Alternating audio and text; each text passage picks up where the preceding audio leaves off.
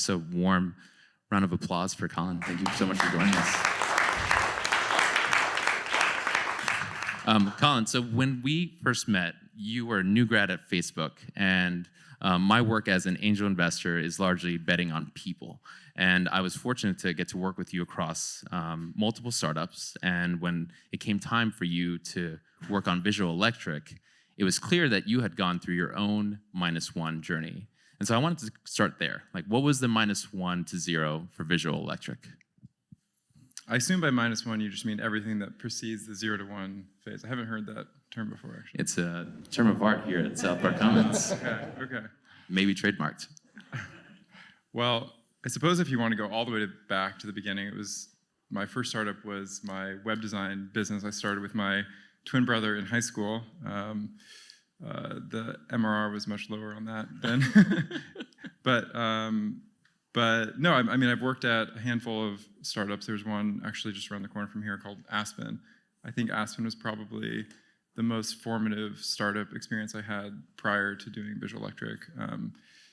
And I think the biggest lesson I learned from Aspen was just being conscious of the types of risk that you are taking on as a founder. And what I mean by that is you can categorize risk. There's market risk, there's execution risk, there's regulatory risk. And I think I wasn't a founder of Aspen, I was a second employee, but I think in hindsight, looking back, we were taking on market risk in the sense that we were building a product that didn't previously exist. There wasn't a thing that our tool was replacing. Mm-hmm. And as a design-focused team, I think taking on market risk is not necessarily playing to our strengths. Like, I think this is something that Apple has done really well, and I think very intentionally, which is they tend to enter large established markets where design can differentiate and win. Mm-hmm. And as a design founder, I've taken that lesson to heart, and I've tried to work on problems that have low market risk, but high execution risk, and something that can win with design as a differentiator. And then with Visual Electric, what was the space that you were exploring before you crystallized on a tool for creatives, which I think was the original positioning for the company? Right. Okay, what other ideas did you explore and discard? Because I feel like that for a lot of folks who are considering their own entrepreneurial journey as designers, that -1 to 0 phase of like, well, which ideas do I pursue? You can join South Park Commons, you can talk to your friends, you can talk to investors. There's 101 ways to actually explore that. How did you go about it? Yeah, I think I've used, like, as a designer, I sort of apply the design process to everything in life. And if you use the sort of IDEO framework of viability, desirability, feasibility, I think my approach was to think about company creation in the same way that I think about any design problem, which is you understand the constraints and then you iterate on solutions within those constraints. And so thinking about that framework as the constraints, I tried to find people that could represent those different parts of the triangle. And so I had an investor who I was meeting with regularly. I had somebody who represented the customer, and I was sort of going on this like co-founder dating process where I was meeting technical co-founders, and they unknowingly were serving as the like sort of technical piece of that, the viability, the feasibility piece of that. So my goal was basically just to make as much progress as quickly as I could and to be continuously probing these different people to get feedback and then bring that feedback into my design process and use it to inform the next iteration. What advice do you have to prospective design founders in the co-founder dating space? Because that's something I don't think you've talked much about. I mean, the parallels to dating are just very strong. It really is about chemistry. It really is about finding someone that you click with, and it's like, how do you know if you found your person? Like it's hard to really answer that other than to say you'll just know it when it happens. I think one heuristic I used early on was, as a design founder, I was not technical enough that I could actually build the product. So I did need a co-founder, a technical co-founder. And it was important to me that I found somebody who I felt willing to give half the company to. And if I wasn't willing to do that, I took that as an indication that I wasn't the right person. That's a pretty good heuristic. How did the vision for Visual Electric evolve once you found your co-founder? Because so much of the art of company formation is the songwriting, the like, now we're going to share this body of work together, this product and this company. Walk us through that evolution for you. Yeah, I think the company has been a slow evolution that's really mirrored the technology evolution. We're building a design tool on top of generative models, and I think our vision and where we see the technology going and the product going has really been rate limited by what's possible. And so as the foundation models have improved and as capabilities come online, it unlocks sort of the next level of product specificity and capabilities. But in the beginning, like you mentioned, we were positioned as a design tool for creatives, and part of that was just us not being yet confident that we had articulated who the customer was, but also it was a reflection of the use cases for AI were very broad still and very much exploration. People were just dabbling and testing the waters. I think as the technology has matured, the use cases have matured and the workflows have matured, and it's allowed us to more confidently assert who our customer is and what the use case and the workflow is. So. And I feel as though one of the things that might have been lost in the intro is that you've worked at multiple startups as like a founding level designer. You've worked with CEOs who are themselves designers.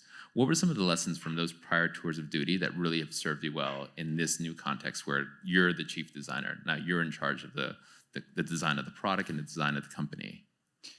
Yeah, I've worked on a lot of design focused teams where there was just like a strong design-led mentality, and I think if anything, I think I've become weary of that, and like unchecked design-led teams can actually steer you maybe not in the right direction. So I've learned to maybe challenge the assumptions around like what I personally value as a designer and what the broader market values. I think I tend to overvalue, say, like UI and things like product feel and user experience, but that isn't to say that design isn't important, but I just think it needs to be checked by business function and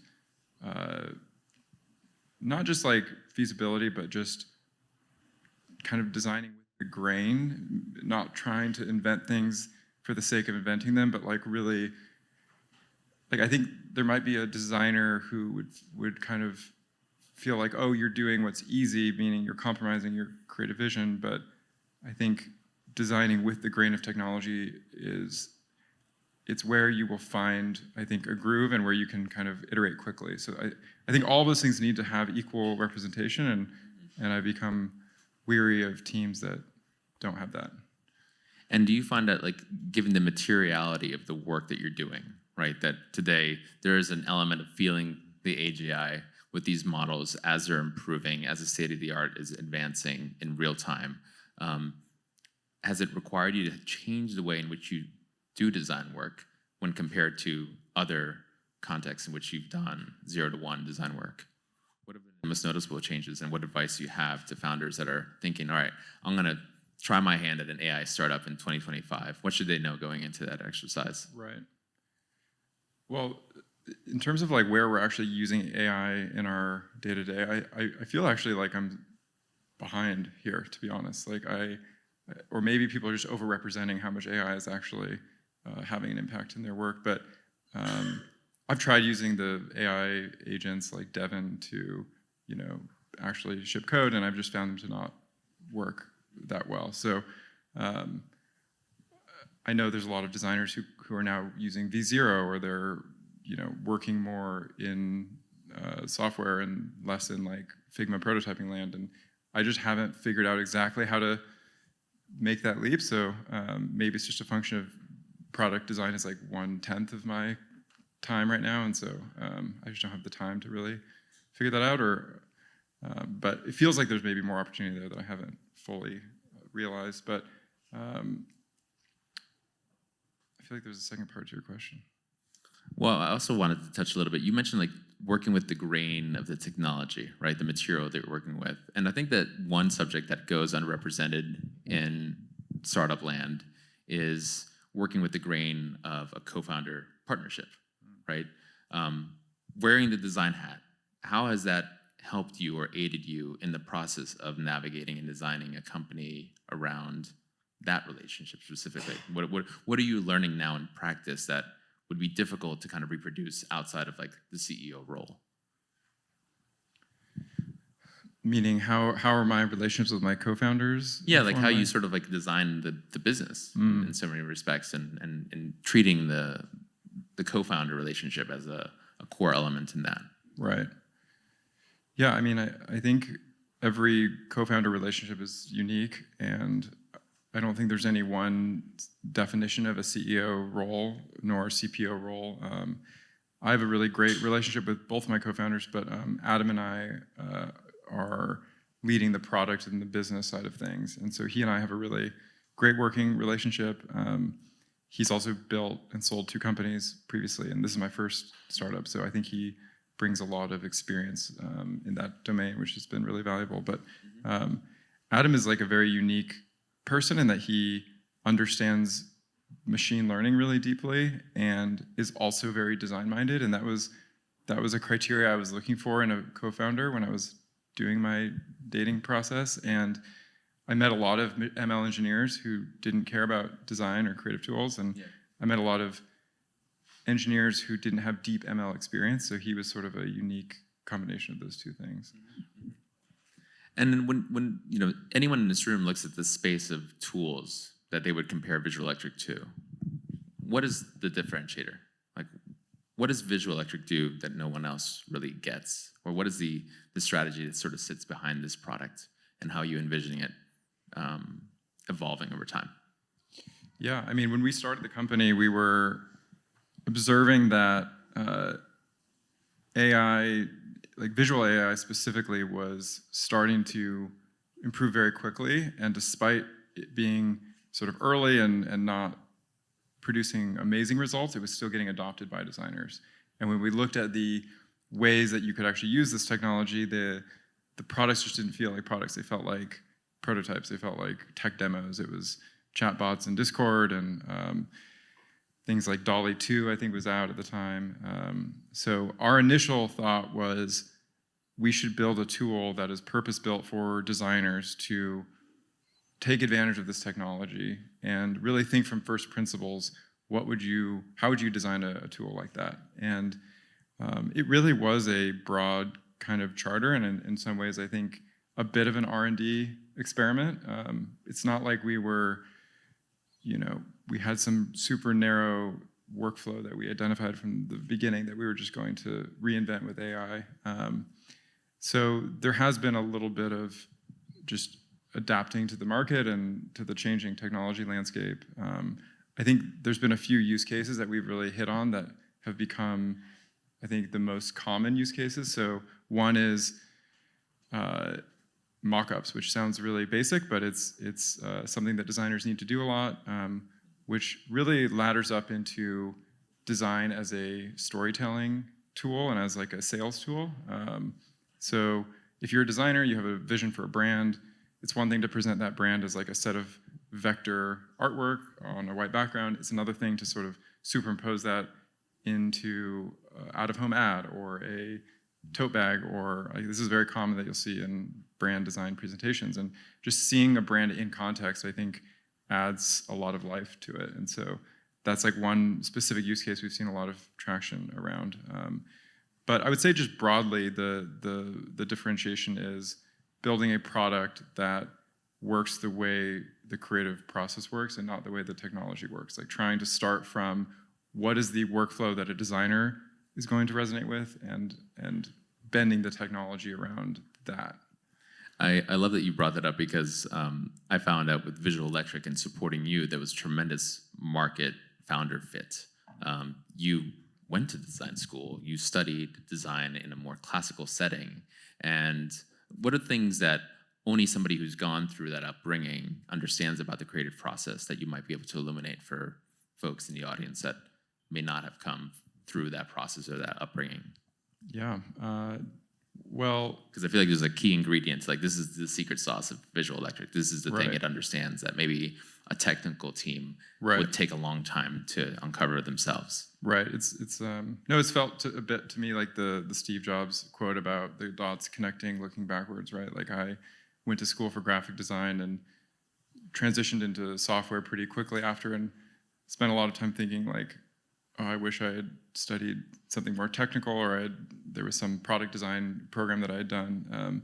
But now it feels like all of the experience I had both as a student and also working in various design studios has really helped me appreciate graphic design and maybe see an opportunity and have a perspective on that market that I wouldn't have had otherwise. So, but yeah, I mean, I think the graphic design process it's not unlike, you know, the software design process, in that, you know, you have the sort of like start broad, explore breadth, identify something some story that you want to tell, put together a collection of images, build that out into a brand identity system across like art direction and logo, and so I think we have been trying to build a tool that allows for that process to kind of unfold in a way that's aided by AI, but isn't overly prescriptive. I think that's another lesson I've learned in past startups is it's easy to become overly prescriptive about how someone should use your product, and I think that has, in my experience, been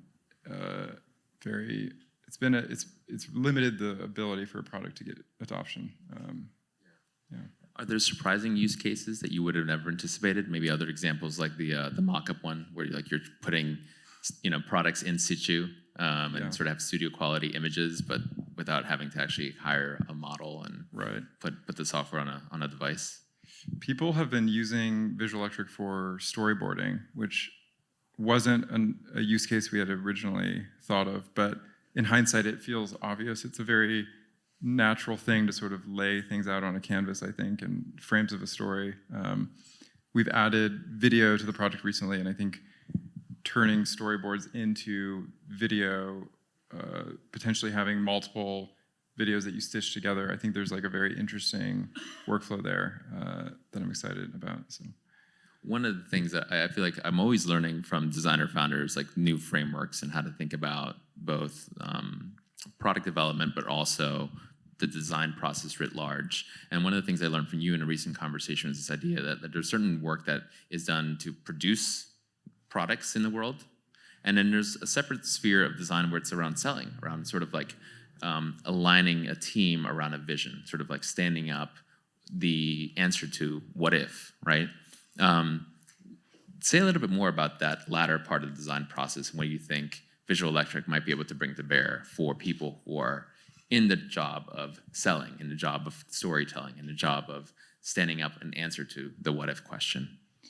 Yeah, I mean, a lot of our customers are creative directors who work at companies like, well, I don't know if I should mention actually, but large brands that are doing awesome stuff. Things like Super Bowl ads, and like, so you can imagine when you're producing an ad that's going to cost millions of dollars for the media buy, that there's a lot of salesmanship that has to happen around the creative vision, the concept. And so one thing that we've learned, actually this is sort of an aside, but I think maybe is interesting, is one of our early hypotheses was that AI, while not yet sort of at the bar that we thought would be good enough for production use cases, we thought it would be good enough for concepting. And designers are a fickle bunch, and it turns out that it wasn't even good enough for concepting, because a designer would rather use an image that was beautiful, that less accurately represented the idea,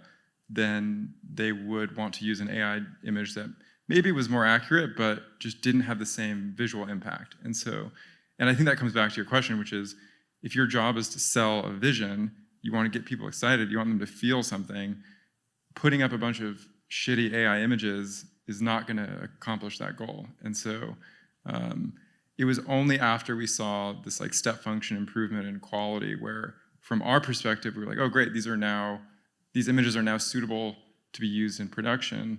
And sure, that was true, but also it unlocked the concepting use case. And that was something I hadn't really anticipated. So we found that a lot of the, especially at bigger brands, like creative directors who are pitching internally, can now present an idea at a much higher fidelity and in a way that captures all of the subtlety around art direction and camera and lighting and all of these things that they're very attuned to.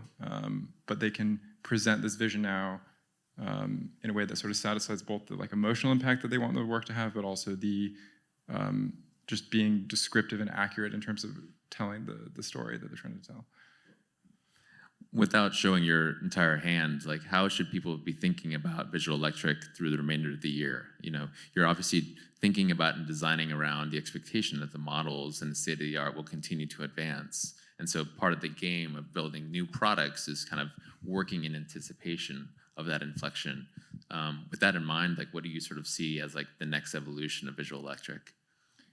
I think the space that we are working in is, you could broadly describe it as brand marketing content. We're in the business of helping creatives build brand marketing content. And Figma just announced a product called Figma Buzz, which feels like it's in a very similar space.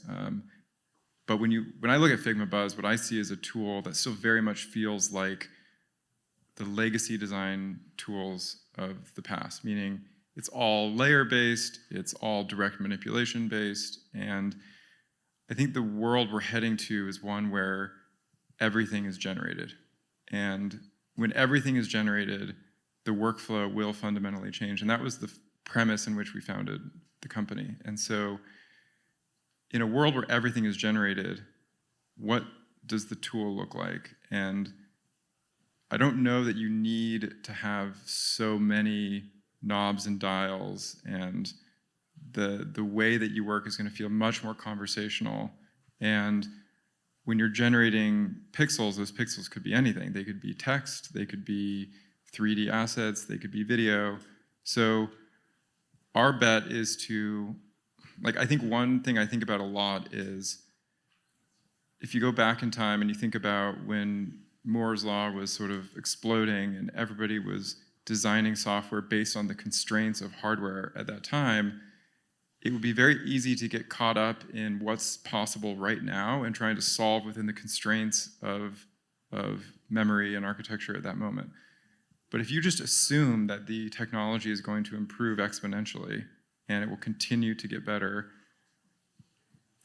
now put yourself in that future and then start designing the product that's going to benefit from those improvements rather than be disrupted by it. And there's sort of a delicate balance there, because you also need, the trap is to start designing patches to the model. I'll give you a very funny example that we didn't build, thankfully, but almost did, which was when AI was really bad at generating hands, we were like, well, what if we just have a library of hundreds of hands, and you can position it over the image, and you can do image to image on that hand, and you'll fix the broken, messed up hand. And we could have built a whole hand fixer tool, and that would have been a waste of our time for a small team, to build that feature. But there's 100 things like that you can accidentally end up building that just become obviated by the foundation model getting better. And so there's a bit of a judgment call around what short-term limitations can you live with and just accept that they will get better or bet on them getting better.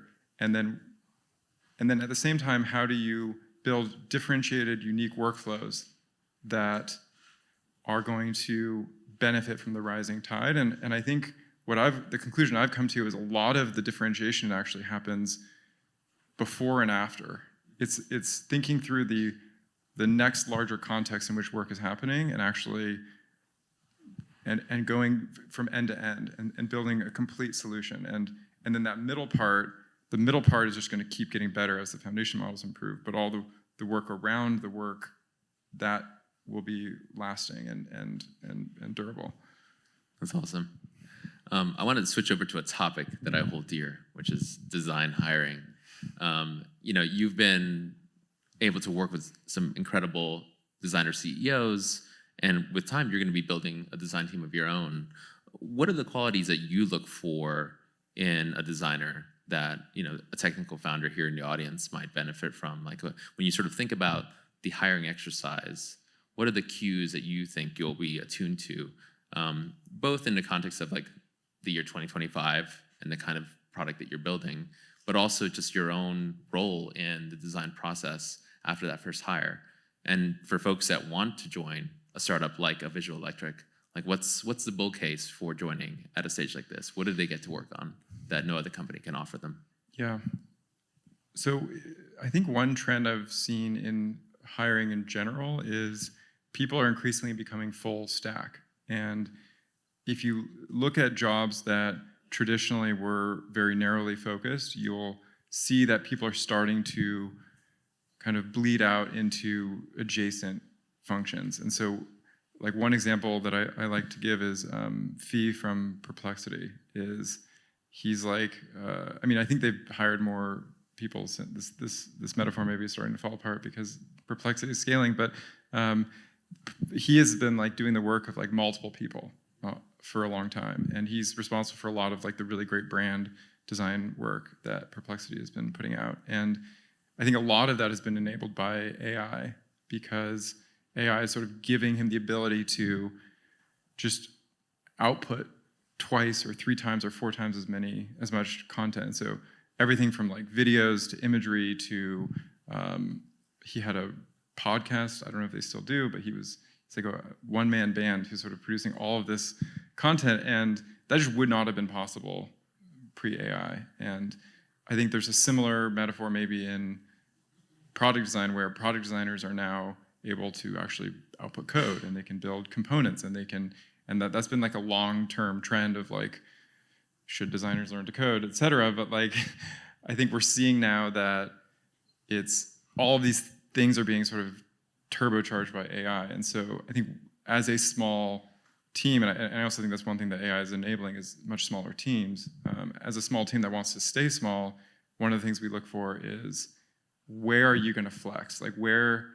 Yes, you need to have your core competency that you're world class in, but in what dimension can you kind of flex into other areas? And so I think for product design, you could either flex into front-end engineering, or you could flex into brand, like creative direction. And for Visual Electric, because we are a tool for creative directors, we've been looking for, and we're currently hiring for a designer who is an expert product designer, but can kind of flex into the creative direction, art direction side as well.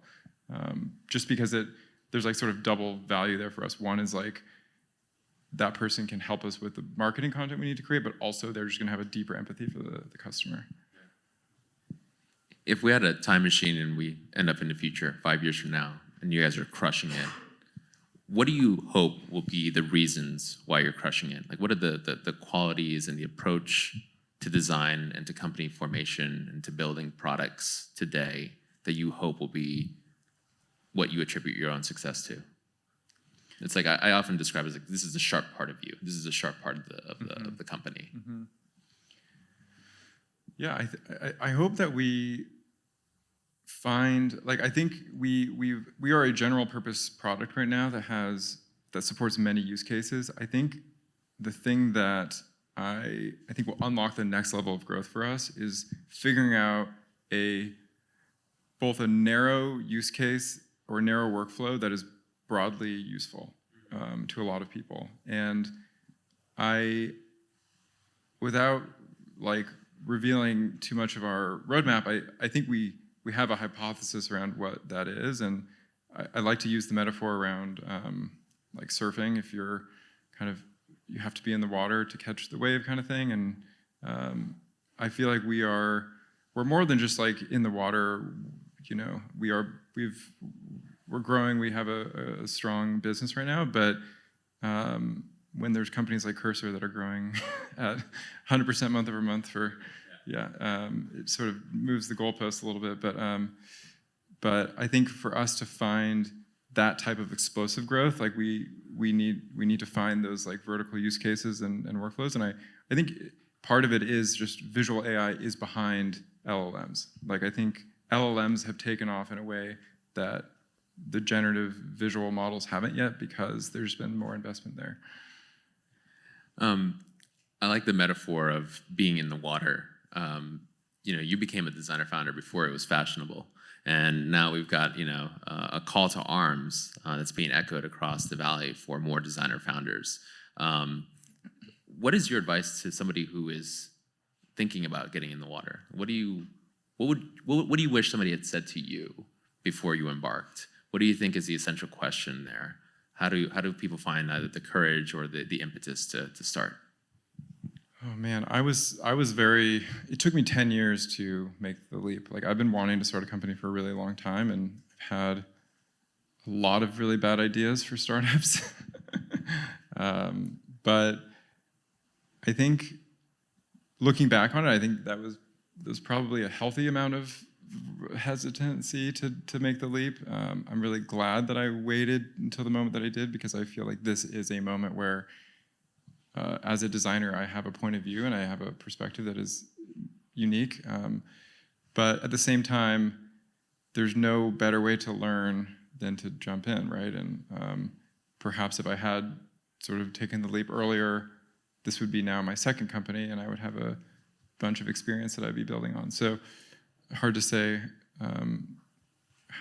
hard to predict what the counterfactual is. But the thing that, this is something I heard a lot, and I think is probably not a unique perspective, but it's something that I'm feeling very strongly right now, which is you just have to really love the problem. And I think when I was thinking about startup ideas, I think it was easy to fall in love with the idea of building a company more than falling in love with the problem. And like, I think that there's like a bit of a danger there, because I think that will wear off pretty fast. And I think, as somebody who is a designer and cares deeply about the creative process, this is something I can just spend spend infinite time thinking about, and that is the fuel that will keep burning, no matter how things shift, no matter how things go. Yeah. I love that. That's really profound. When looking at your own experience right now, is there any conventional wisdom that you're just in strong disagreement with? I feel like when you look at the landscape of videos and venture speak and all the common tropes that startup founders are told, is there anything that you're like, I don't know, man, in practice this didn't really play out the way that everybody says it's supposed to play out? That's a good question. I would hope so. Otherwise, I'm like a really boring person.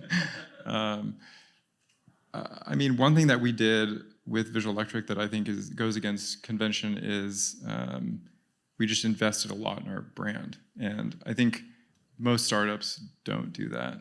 We worked with a design agency called Manual. We could make the argument that as a tool for brand designers, there's a certain utility there, but I think it would also be dishonest to not just say that I also just love graphic design. And they're a great graphic design shop. They're very classical. They're very they know their stuff. But it has been an asset for us. I think one of the things that we hope to communicate with our brand is, this is for you, graphic designer. Like, when you see this, you feel like seen by us. And I think that shows up in a bunch of ways, but we've certainly heard the feedback that just looking at the packaging, you can feel the difference very quickly. So, I know that there was a little, not disagreement between us over this, but I remember being a little nervous about the graphic designer as the ICP. I'm like, I don't know, is that a job that people will still have in a few years? And I feel like you've done an incredible job of making, like, steel manning the case. This is for news the graphic for me. designer, right? I was trying to be really delicate with the. But I feel like you've done a really compelling job of steel manning the case. And so for this audience, like, Sure. what is the argument, not merely for Visual Electric, but for this ICP, for this customer? I think before I steel man my side, I'll maybe represent your side here for a second, which is, design agents are coming, graphic design is going to be automated. Why are you building a robo-taxi for taxi drivers? That makes no sense, right? Your words, not mine. Yeah. That was actually a comment on a Facebook post from, you're not the only one, but I think maybe the way I would reframe it is, I think graphic design, for sure AI is going to rearrange jobs, that's happening for sure. And I think one trend that we've seen is that things that could be thought of as replacing a certain function are often first adopted by people who are doing that job today. And so Cursor for engineers is a good example. I just came across a tool that was a AI recruiter, and their customer is recruiters because it's helping you source leads. And so I think if you think about the progression of this technology and the products and the use cases, I think the most fertile place to start is where that work is currently happening today. These are the people that are being paid to do that and are looking for ways to be more efficient at that. So if you reframe the job as graphic designer, if you just fast forward 10 years into the future and assume that AI has completely disrupted the way design works, the question is what is the sort of lasting jobs in that space? And it may be that the job of a graphic designer that we know today won't exist. That the person who's drawing the rectangles and typing the Helvetica and doing all of those things that will be automated. But the thing that we're betting on still existing is that you're still going to need a person who knows how to tell a great story. You're still going to need somebody who has the ability to compose many elements together into a cohesive whole that speaks to other people. I think the job of a designer is really, or maybe creative director is even a better title to use, is how do I just tell a story about a brand that's really compelling and interesting to other people?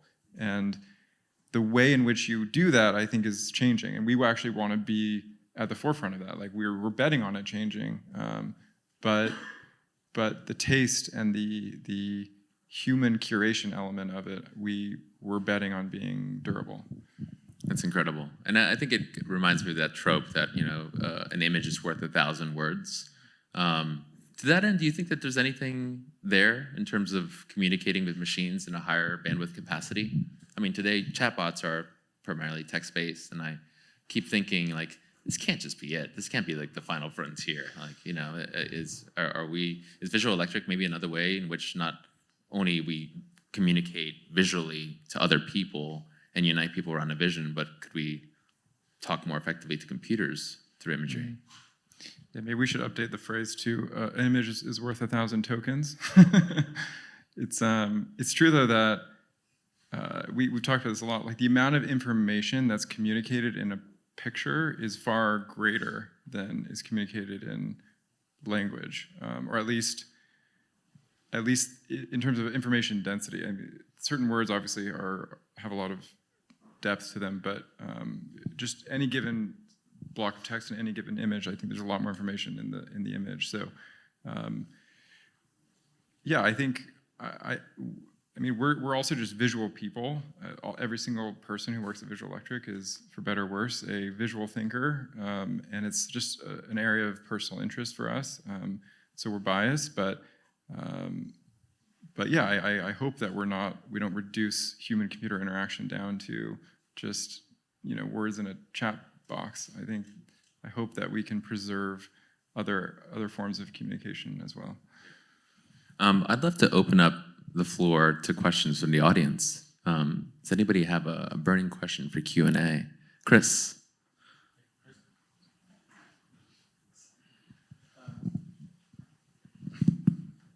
Yeah. Okay. Great. Cool. Yeah. I guess my thought and question is kind of around what a brand is going forward. One, the mediums through which graphic design will be presented will go beyond two-dimensional, and incorporate time and space. And furthermore, we'll need to meet people's attention spans as they diminish. So I've been like really struggling to think about like what is a company in the future if you could just hook up like an MCP dump truck to it and just pull all of its guts out, like you could do the same like what is a brand, right? Like you can sort of have disposable things that instantiate and then dissipate. So what mental models are you imagining for that? Because if you come up in like the Milton Glaser kind of like world of graphic design, like we're living in newspapers and billboards, but that's not the world that we live in, and I'm pretty sure he's dead. So like, how do you think this actually is going to evolve, given that you said that you want to bet on the future of the medium changing? Yeah, it's a really good question. Yeah, brand guidelines, I think, are kind of a relic of a bygone era, and they're really fun to make and look at if you're a designer. So I think they've lasted maybe longer than their utility has. But certainly the idea that like brand guidelines will be replaced by models is like a obvious bet, I think. But I think there's also other trends that are interesting around content and advertising and marketing becoming increasingly individualized and personalized. So like one sort of simple example of that is if you're a really big brand today, like Apple, you can afford to go out, and they do this, they will shoot every single ad that they run in like 6 different regions with 6 different sets of people and wardrobe and makeup, and everything is localized so that when they run their ads, it performs better. Most companies don't have the budget to do that. So AI is now, one of the use cases we've seen is localizing marketing content with AI. So you might have gone out and done a shoot, and now you can use AI to localize, either just by changing the backgrounds to something, to a different location, or changing clothes, or even actors and models. But I think maybe the larger change that's happening is one where, and we're also starting to see this as well, is I think the designer, the graphic designer, and this is something I learned from being in design studios, is like they're kind of like an OCD type of person where they want maximum control, and they want to, like when I was working at Pentagram, like nothing went out that didn't have 10 passes on it for every Bezier curve had to be in the right place, and like no mistakes were tolerated. Because if you're printing a book, you can't ship an update to that, so it's understandable. But in a world where everything's generated, everything's individualized, I think the designer has to let go of that control to some degree. And I think it's very possible that we were going to move into a world where the designer is really just like defining a set of constraints around a brand. And they're creating the boundaries in which the brand is going to reform itself depending on the context and the audience. And it could get as specific as an audience of one. And that's just a completely different job. That's like a much more abstract, like you're not working directly on a billboard that's going to get put up on the street. Like you're thinking in one level removed. You're almost like a vibe director. Vibe director, yeah, exactly. I had an experience recently where I took a billboard that Framer had, and I modified it in a way that I thought people would find that it was obvious that it was modified to like promote the whole designer founder thing. And I think people didn't think it was modified. And it made me think like, oh man, this stuff is getting so good. It used to be, you know what I mean? And it's like, and it made me start thinking about how do you actually ensure people aren't abusing the tool, so as people who worked at companies where their tools were abused, like how do you start thinking about just making sure this thing is a force for good, especially since you're in the image creation and video creation, like, Totally. Yeah, how do you think about avoiding unintended consequences like that? Yeah. I mean, the use case you just described is actually one of the most popular use cases, which I was talking about earlier, which is mock-ups. Right, yeah. But one thing we've seen is... I reverse mocked up. Reverse mocked. It was mocked a down. Live thing that I then yeah. You mocked down. I mocked down. The mock down tool. But we found that like companies will generate fake images of billboards and then post those images on social, because having an out-of-home ad makes you look bigger than you are, and there's actually more eyeballs are going to see it on social than would see it if you actually had a billboard. That is so art of war. I love it. But no, I mean, to answer your question, I think that there's obviously like safety level controls that are in the product that try to prevent certain types of things from being generated. And a lot of those come from, we're not training foundation models. We're using OpenAI's models, we're using Google's models. And so most of that is just coming from the model provider. But I think there's maybe a larger sort of awareness in society around AI, and that actually feels like a stronger antibody to misinformation than anything that any one player can do. And it seems like people's aware, like, unfortunately, we're moving towards a future where you should assume every image is fake. Like, I just think that you can't trust imagery anymore. That's really what's happening, or videos, and like, has something been manipulated? Is it, how real is it? I mean, this has been true for a long time, actually, with just photoshopping, right? Like, you can, and I think we are quickly getting to that point where most people are just aware that AI imagery exists, and therefore are just skeptical of what they see and don't just trust everything is real. But yeah, I don't know if that answers the question, but. I mean, you're basically saying, hey, there's already a layer of that baked into what's being piped in. Yeah, I mean, and in turn, I think there's two layers basically. There's like the societal awareness, and then there's like obviously a bunch of things that we do at the application layer to try to prevent abuse.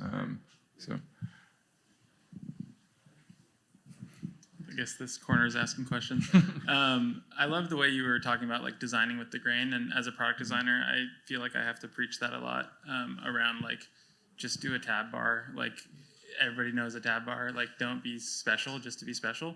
But I think when you're talking about brand and storytelling, like, I mean, I love storytelling as a designer. I care about it, but we've seen like every Airbnb looks the same. Like, every website looks like linear. Every Subway ad looks exactly the same, and like there's trend cycles where they have to change, but I kind of worry that like you're imagining people care more about really good storytelling than they actually do, and what they actually resonate with is like the thing that looks exactly like everything they're used to, even if it has 5 or 6 fingers. Like, even if the AI is a little bit wrong, are you like how are you not over-indexing on designing for the creative director who cares about those things at like pentagram level versus like the general public who just wants to be like a bright color? Right. I mean, we're not really designing for the general public. We are designing for creative directors. So, I mean, our tool is on an infinite canvas, which is not the most consumer-friendly interface. Yeah, I think we're avoiding that by not designing for that person. Well, I guess what I mean is like, if I'm random business owner, not like a startup founder who cares about design, why would I use Visual Electric versus using ChatGPT to make something that's 95% as good or 80% as good? Yeah, I mean, like early on, we felt like the consumer space was not a space that we could win. And the reason why is it's increasingly just commoditized. Like, AI image generation is going to be part of every product, every platform. It's a feature, it's not a standalone company. And so the space that we felt like we had a shot at winning was a market where we could build a specialized deep workflow for a customer that had a different set of needs and a different use case than an average consumer would. Like the Super Bowl ad. Yeah, okay. Exactly, cool. yeah. Thank you. Yeah.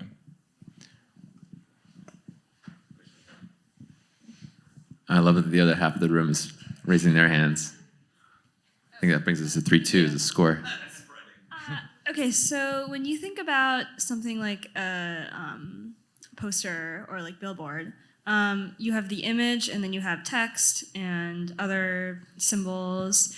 And right now you guys are just doing images. So do you imagine a world where you have stuff like what ChatGPT can throw out, which is there are things that look like SVGs but aren't really? Or do you think about having SVGs directly in the product?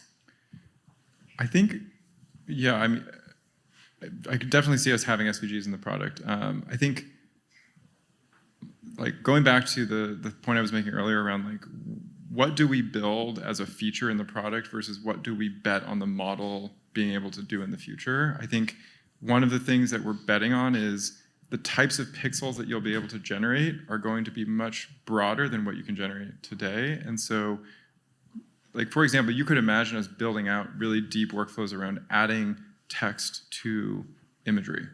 And we've done some of that, but we haven't invested a lot in that. And if you look at like something like Figma Buzz, like they already have that product. Like they've built that today. And so I think it's a more interesting question, and it's a more differentiated approach to say, what happens if you don't need a text tool? What happens if every pixel is generated? And so obviously we're not there yet, but that feels like a vector of attack on sort of legacy design tools that is differentiated and we have a better shot at winning than trying to go head to head with a tool like Figma.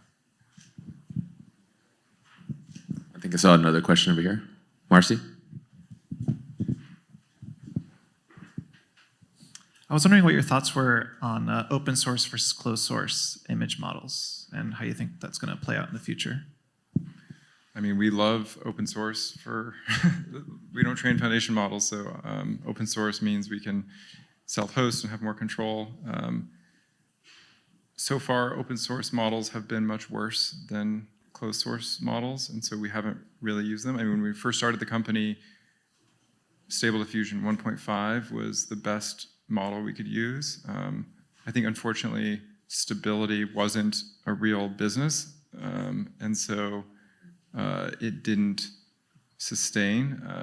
There are companies now like Black Forest Labs with Flux, and I'm trying to think if there's any other standouts. Ideogram is training a model, but I don't think they've released the weights for it.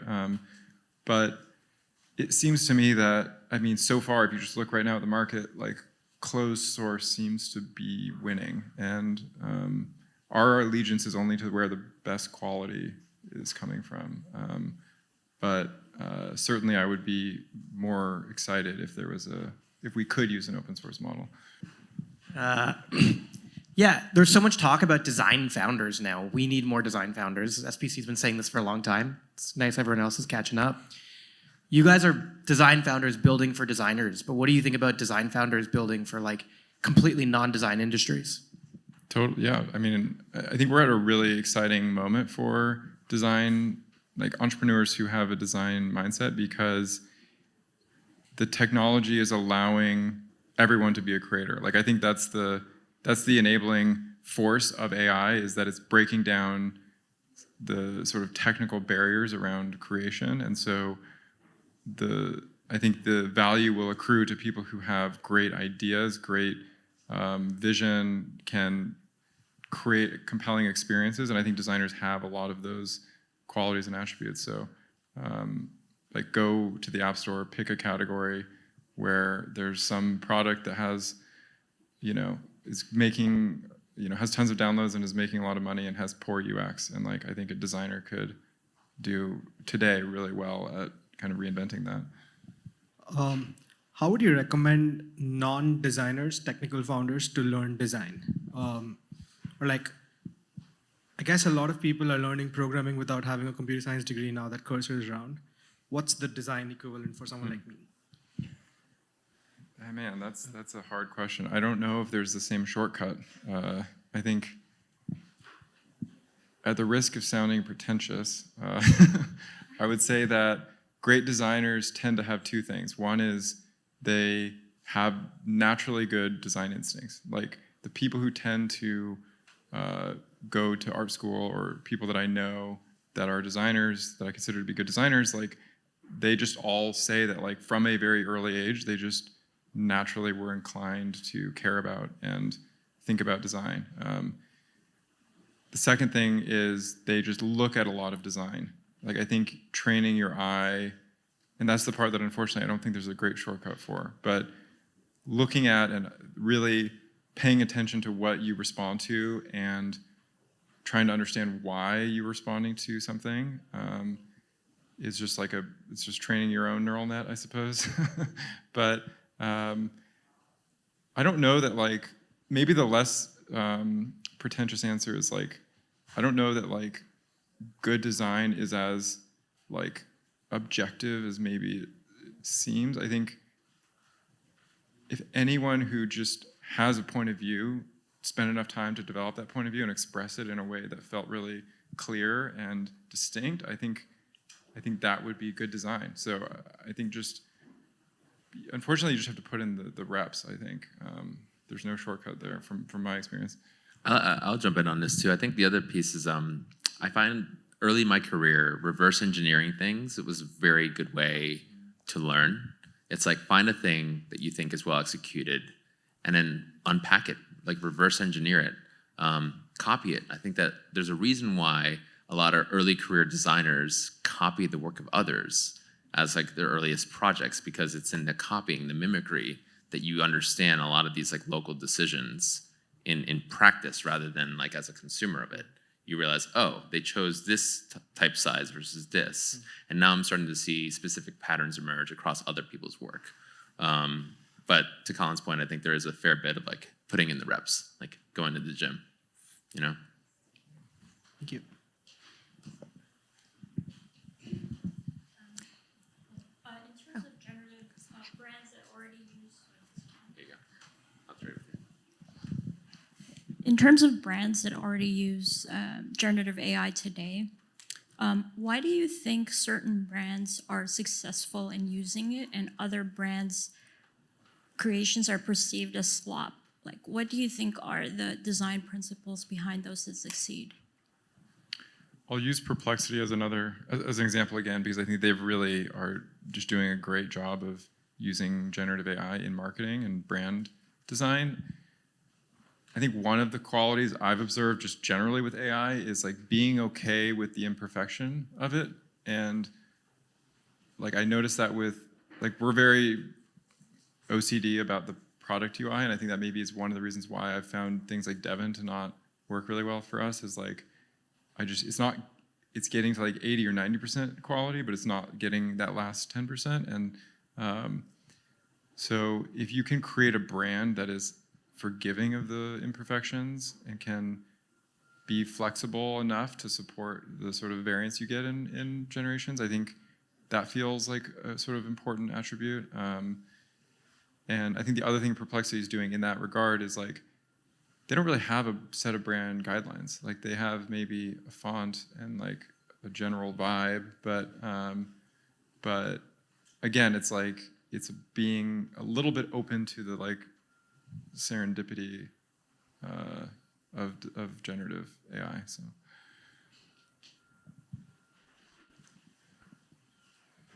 I have a question. I'm curious about your thoughts on creativity and whether that's something that can be taught or maximized, and how visual electric can push people beyond what they even thought possible. Yeah.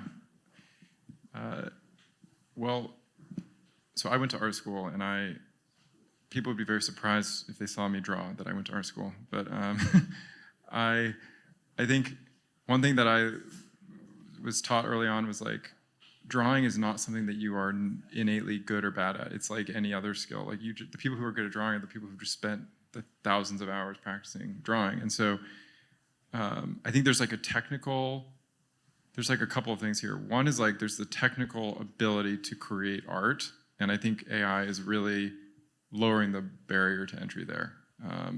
The second thing is taste. I think taste is, there's a really great video clip from Ira Glass, maybe you guys have seen it, the taste gap, where he talks about the reason people get into art making in the first place is because they have great taste, and then there's this sort of period of time where your taste is up here and what you're making is down here, and it's really demotivating because you look at your own work and the same great taste that led you to get into art making is looking at your own work and you're like embarrassed by it. And so it's like, how do you close that gap? And the way you close that gap is through tons of iteration and volume of producing work. And I think AI allows you to, it's like a booster pack. You can like just accelerate the pace at which you can make things and explore. So I think it allows you to kind of close that taste gap a lot faster. And in terms of like what is creativity? I mean, this is like a philosophical question that we've talked a lot about over lunch at our office. And, like another version of that question is like, is AI creative? And I think the answer that I've come to is that creativity is just connecting two existing ideas together in a new way. And that's what humans do. Like, we're all training our own neural net on the things that we see in the world. And whenever we make something, we're drawing on that learning, whether or not we realize it. And it's really not that different from the way that these machine learning models work. So I personally am of the opinion that like AI is creative in the same way that humans are creative. And but what makes it interesting to other people is usually a human in the loop. Like, I don't know that you'd be that interested in going to an art museum of a bunch of AI-generated paintings that had no person involved. But if there was a person who was doing the curation and was like doing the prompting, that to me is infinitely more interesting. So. Yeah, and that kind of bears out in how like people don't watch machines playing machines in chess, but we still watch, machine-assisted humans playing machine-assisted humans in the same game. I think we might be up for time, if I'm not mistaken. Okay. Colin, thank you so much for sharing your hard-earned wisdom with us.